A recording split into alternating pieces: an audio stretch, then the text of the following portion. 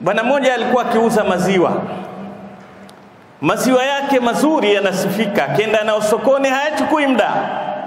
Lakini akasema kwa lita hizi napata pesa hii, na watu wanavyopenda maziwa yangu, wacha leo niongeze maji ili pesa itaongezeka, kwa sababu watu jina langu ndio linalouza maziwa, hawatoangalia. Na kweli jina lake liliuza kwamba yeye ana maziwa mazuri, watu walinunua, lakini yalikuwa ni mara mbili ya siku zile zote anazouza, kwa sababu nusu kwa nusu maji. Alipomaliza pesa zimekuwa nyingi, akachelewa kutoka sokoni, jua kali, akaanza kurudi nyumbani amechoka. Akaona kuna mto na kuna mti mzuri, akaenda kupumzika kwa sababu amechoka, ameingia madukani, amefanya shopping, amepata hela mzuri leo. Alipopumzika na mfuko wake ule wa pesa, basi kule juu kuna matumbiri wakashuka.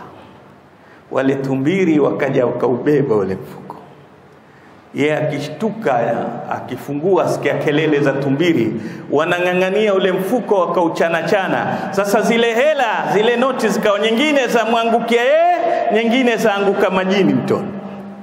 Alipozihesabu ni zile zile anazopata kila siku kwa maziwa ya halali, zile za ziada zote zimechukuliwa na maji. Ni msemo wa Kiarabu asema malul laban lilaban wa malul ma'a lilma. Paka kesho msemo huu watumika. Mali ya maziwa ni ya maziwa imebaki, na ile ya maji imeenda mtoni. Waumini, si tatizo la riziki. Riziki kinachotakikana al-akhdhu bil asbab wa tawakkul ala man? Ala al-hayy alladhi la yamut. Ni kufanya sababu, tusiwe wavivu, tujitume. Usichegue kazi ya kutafuta riziki, jitume. Lakini tegemeo lako la baraka ya riziki yako ni nani? Allah tabaraka wa taala. Uitafute kwa njia mzuri, uitafute kwa halali, uchunge halali yako. Usikie dhiki lau itapita riziki ambayo sio halali yako. Wallahi utabarikiwa katika maisha yako. Jamani, ni katika wanavyoni maarufu, imamu wa kwanza katika maimamu wanne anayetambulika ni Imamu Abu Hanifa. Kila mmoja anamjua Abu Hanifa. Ndiye wa kwanza kati ya maimamu wanne: Abu Hanifa, Imamu Malik, Imamu Shafi, Ahmad bin Hanbal. Abu Hanifa ambaye ni imamu rai, alikuwa na kichwa, wacha masala ya sheria kuyajua kwa dalili. Hata ukimzungumzia mambo ya kiakili, hapo hapo anakujibu kiakili. Siku moja kuonyesha Imamu Abu Hanifa alivyokuwa mahir, yuwazungumza hadithi inayotukataza tukiingia haja tusilekee kibla wala tusipe mgongo kibla. Afundisha darasani msikitini.